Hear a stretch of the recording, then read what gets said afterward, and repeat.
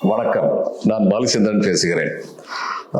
நான் மாவட்டத்தில் நிர்வாகத்தில் பொறுப்பாக இருந்த போது நடந்த இன்னொரு சுவையான ஒரு நிகழ்வு உங்களோட பகிர்ந்துக்கிறேன்.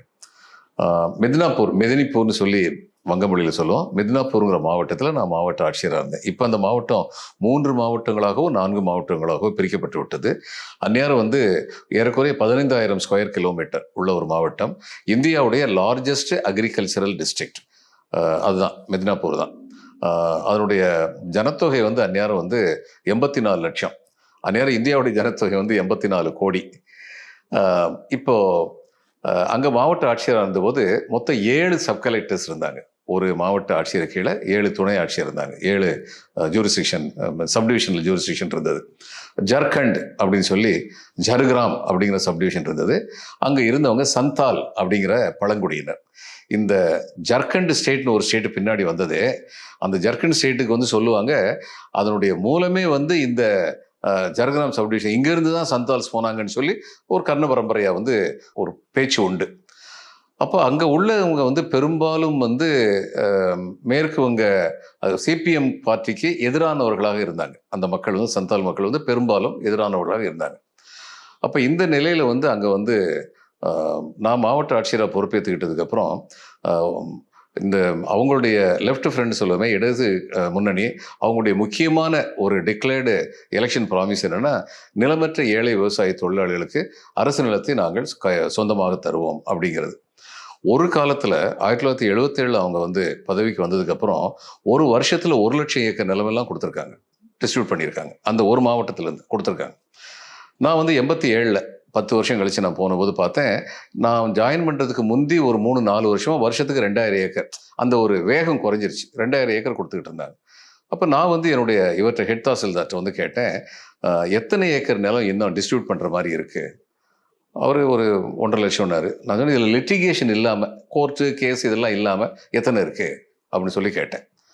அவர் சொன்னார், லிட்டிகேஷன் எதுவுமே இல்லாமல் ஏறக்குறைய 50,000 ஏக்கர் இருக்குது சார். அது நம்ம டிஸ்ட்ரிபியூட் பண்ண முடியும், எந்த விதமான கோர்ட்டு கேஸும் கிடையாதுன்னு சொன்னோன்னே நான் சொன்னேன், 4 மாதத்தில் நம்ம 25,000 ஏக்கர் டிஸ்ட்ரிபியூட் பண்ணணும், ஏழை எளியவர்களுக்கு கொடுக்கணும், இதுதான் நம்முடைய டார்கெட் அப்படின்னு சொன்னபோது அவர் சொன்னார், சார் 1 வருஷத்தில் 2000 ஏக்கர் கொடுத்துருக்காங்க கடந்த 3-4 ஆண்டுகளா. இப்போ நீங்கள் ஒரு 4 மாதத்தில் 25,000 ஏக்கர் கொடுக்கணுங்கிறீங்க. நான் சொல்லி நடக்கும், நிச்சயமாக நடக்கும். முதல்ல ஒரு காலத்தில் 1 லட்சம் ஏக்கர் கொடுக்கலையா, நிச்சயமாக நடக்கும்னு சொல்லி தாசில்தார் அத்தனை பேரையும் கூப்பிட்டு நான் சொன்னேன், நம்முடைய அரசுடைய கொள்கை என்னென்னா, நிலமில்லாத ஏழை விவசாய தொழிலாளிக்கு நிலத்தை கொடுக்கணும். அதனால் அந்த மாதிரி நீங்கள் லிஸ்ட்டு போட்டு கொண்டு வாங்க, பஞ்சாயத்து சமிதியோட பேசுங்க, பேசி அவங்க லிஸ்ட்டு கொடுப்பாங்க, லிஸ்ட்டு எடுத்துகிட்டு வாங்க. பஞ்சாயத்து சமிதி சரியான லிஸ்ட்டு கொடுக்காம எங்கேயாவது இருந்தால் என்கிட்ட சொல்லுங்கள். ஏன்னா எனக்கு தெரிஞ்சு அவங்க சரியான லிஸ்ட்டாக இது வரைக்கும் கொடுத்துருக்காங்க, நான் இதுக்கு முன்னாடி இந்த இடத்துல எல்லாம். அப்போ அதுக்கப்புறம் ஒரு தாசில்தார் 3 நாளைக்கு அப்புறம் தயக்கத்தோடு என்னை பார்த்தார்.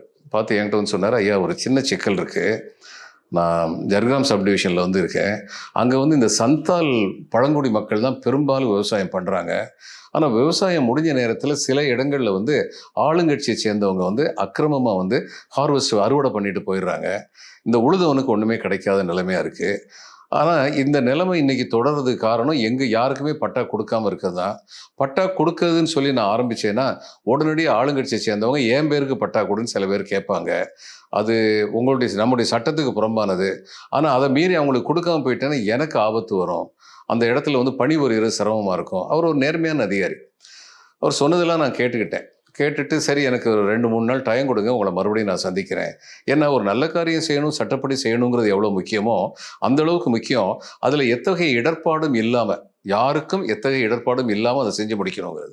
அப்போ வினாய் சௌத்ரின்னு land and land reforms minister இருந்தார், நிலம் மற்றும் நிலச்சீர்திருத்தத்துடைய அமைச்சர்.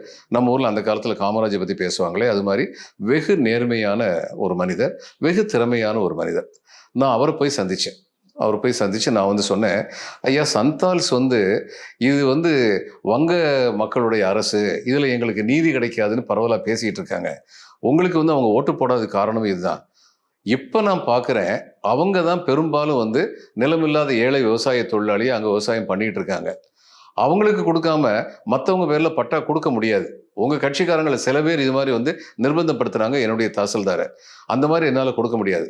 நம்ம ஒழுங்காக அவங்களுக்கே கொடுத்தோம்னா, சட்டப்படி கொடுத்தோம்னா, அட்மினிஸ்ட்ரேட்டிவ்லி ஐ வின், நிர்வாக ரீதியாக எனக்கு அது வெற்றி, ஏன்னா சட்டத்துப்படி பண்ணியிருக்கேன். பொலிட்டிக்கலி யூ வின், ஏன்னா இந்த அரசு நம்முடைய அரசு இல்லைன்னு நினைச்சுக்கிட்டு இருக்க சந்தால் மக்கள் மத்தியில வேறு விதமான உணர்வு வரும். இந்த அரசு நமக்கு வந்து நன்மை செய்யுது அப்படின்னு சொல்லி அவங்க நினைப்பாங்க.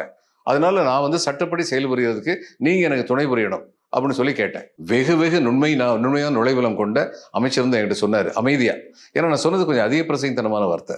அட்மினிஸ்ட்ரேட்டிவ்லி ஐவிங்கிறதோட நான் நிப்பாட்டியிருக்கணும். நான் அதோட நிப்பாட்டலை. நான் அதை மீறி என்ன செஞ்சேன், இது பொலிட்டிக்கலி யூவன்னு சொன்னேன். உடனே அவர் சொன்னார், நிர்வாகத்தை நீங்கள் பார்த்துக்கோங்க, அரசியலை நான் பார்த்துக்கிறேன் சரியா அப்படின்னு சொல்லி அமைதியாக சிரிச்ச முகத்தோடு சொன்னார். சொல்லிட்டு அதுக்கப்புறம் என்கிட்ட இன்னொன்று சொன்னார். ஏன் மெய்மருந்து நின்றேன்னா, டிஎம் சாஹேப், நான் வந்து ஆல் இண்டியா கிருஷிக் சமிதியுடைய சேர்மனாக இருக்கேன், பிரசிடெண்ட்டாக இருக்கேன், அனைத்து இந்திய விவசாய தொழிலாளர்களுடைய சங்கத்தில். நல்லா பாருங்க, நான் all India CPM Krishik Samiti chairman இல்லை, all India Krishik Samiti chairman. CPM மட்டும் இல்லை, எல்லா ஏழை விவசாய தொழிலாளர்களுடைய சங்கத்துக்கு நான் இருக்கேன். ஏழை விவசாய தொழிலாளர்கள் நிலத்தை ஆக்கிரமிச்சு, அரசு நிலத்தை ஆக்கிரமிச்சா அந்த நிலம் அவங்களுக்கு கொடுக்கணும்னு சொல்லி தடியடி வாங்கி போராட்டம் நடத்தினவங்க நாங்கள். எங்களுடைய ஆட்சியில் வந்து விவசாயம் செய்யாத ஒருத்தன் வலுக்கட்டாயமாக நிலத்தை வந்து பறிச்சுக்கிறத நான் அனுமதிக்கவே மாட்டேன். எது சட்டமோ அதை செய்யுங்க. யாருக்கு பலன் கிடைக்கிறதுங்கிறது வந்து ஒரே ஒரு கேள்விதான். பலன் பெறுபவன் உண்மையான ஏழை விவசாய தொழிலாளியா, அவன் சந்தால் இல்லையா, இதெல்லாம் நமக்கு கவலையே கிடையாது. நீங்க சட்டப்படி செய்யுங்க அப்படி சொல்லி சொன்னார். அது மிகப்பெரிய வார்த்தை. ஒரு அரசியல் இருக்கலாம், ஆனால் அரசியலை மீறி அரசு பண்புகள் இருக்க வேண்டும், நிலைநிறுத்தப்பட வேண்டும், அரசு நீதி கிடைக்க வேண்டும். இது எல்லாத்தையும் உணர்ந்தவர அமைச்சர் சொன்னார். சொன்னோன்னு நான் வந்து சொன்னேன், என்னுடைய தாசில்தார்ட்ட சொன்னேன், நீங்கள் ஒன்று செய்யுங்க, உங்கள்கிட்ட எல்லா சிபிஎம்காரங்களோட பேசலையில் சில பேர் மட்டும்தானே இந்த மாதிரி பண்ணிகிட்டு இருக்காங்க, அவங்கள கூப்பிட்டு சொல்லுங்கள், இந்த கலெக்டருக்கு வந்து கொஞ்சம் மரம் கலண்டுருச்சுங்க, அவர் வந்து யார் விவசாய தொழிலாளியோ அவனுக்கு தான் கொடுக்கணுங்கிறாரு, என்னால் ஒன்றும் செய்ய முடியலை, உங்களுக்கு தான் பவர் இருக்குல்ல, நீங்கள் தானே ஆளுங்கட்சி, போய் அங்கே மேலே போய் சொல்லுங்கள், சொல்லி அவரை மாற்றி விடுறதுக்கு ஏற்பாடு பண்ணுங்க அப்படின்னு சொல்லிடுங்க. ஆனால் நாங்கள் வந்து அவர் சொல்கிறபடி தான் நடத்த வேண்டியதில்லை, எங்களை சஸ்பெண்ட் பண்ணிடுவார் அப்படின்னு அவங்களுடைய அனுதாபத்தை தேடிக்கோங்க அப்படின்னு சொல்லிட்டேன். அப்புறம் அதே மாதிரி போய் சொல்லிட்டாரு. ஆனால் அவங்களுக்கு தெரியும், பெனாய் பாபுட்ட போய் இதை பற்றி ஒரு வார்த்தை அவங்க பேச முடியாது. அதனால என்னாச்சு, 25,000 ஏக்கர் அப்படின்னு சொல்லி நாங்கள் நிர்ணயித்திருந்த இலக்கை மீறி 26,000 ஏக்கருக்கு கொஞ்சம் அதிகமாக அந்த 4 மாதத்தில் வந்து டிஸ்ட்ரிபியூஷன் நடந்தது. அந்த டிஸ்ட்ரிபியூஷன் நடந்ததுக்கப்புறம் பட்டா வழங்குறதுக்குன்னு சொல்லி அமைச்சரை கூப்பிட்டேன். நீங்கள் வந்து முதல்ல பட்டா வழங்கி விழாவை துவக்கி வைக்கணும்னு. அந்த இடத்துல சந்தால்ஸ் எப்படிப்பட்ட ரெசிஸ்டன்ஸ் கொடுத்துக்கிட்டு இருந்தாங்கன்னா, அந்தி சாய்ந்ததுக்கப்புறம் காவல்துறை அதிகாரிகளும் நிர்வாகத்துறை அதிகாரிகளும் உள்ளே நுழைய முடியாது. அந்த அளவுக்கு எதிர்ப்புணர்வு இருந்த இடத்துல அமைச்சர் வரும்பொழுது எந்த வரவேற்பு கொடுத்தாங்கன்னா, பெரிய ட்ரம் முரசு இது மேலே வச்சு, மரத்து மேலே வச்சு, அந்த காலத்தில் ட்ரைபல்ஸ் வந்து தங்களுடைய அரச மரபினருக்கு முரசு முழங்கி வரவேற்பு கொடுப்பாங்க. அந்த முரசை முழங்கி அமைச்சருக்கு வந்து வரவேற்பு கொடுத்தாங்க. அந்நேரம் அமைச்சர் வந்து என் பக்கம் திரும்பி சொன்னார். அந்த வார்த்தையும் ரொம்ப பெரிய வார்த்தை. ஆள்வது, நிர்வாகம் பண்ணுறது அப்படிங்கிறது மட்டும் முக்கியம் இல்லை. நம்ம வந்து ஆள்வதுங்கிறது சட்டப்படி ஆள்றோமா, அந்த சட்டம் ஏழைகளுக்கு சொந்தமாக இருக்கிறதா, அனுகூலமாக இருக்கிறதா, இதையெல்லாம் பார்த்து நிர்வாகம் பண்ணோம். அதுதான் பெருசு. நான் ரொம்ப மகிழ்ச்சியாக இருக்கேன் அப்படின்னு சொன்னார். இது என்னுடைய நிர்வாக வாழ்க்கையில் மறக்க முடியாத ஒரு அனுபவம். அது உங்ககிட்ட பகிர்ந்துக்கிட்டதில் எனக்கு ரொம்ப மகிழ்ச்சி. நன்றி, வணக்கம்.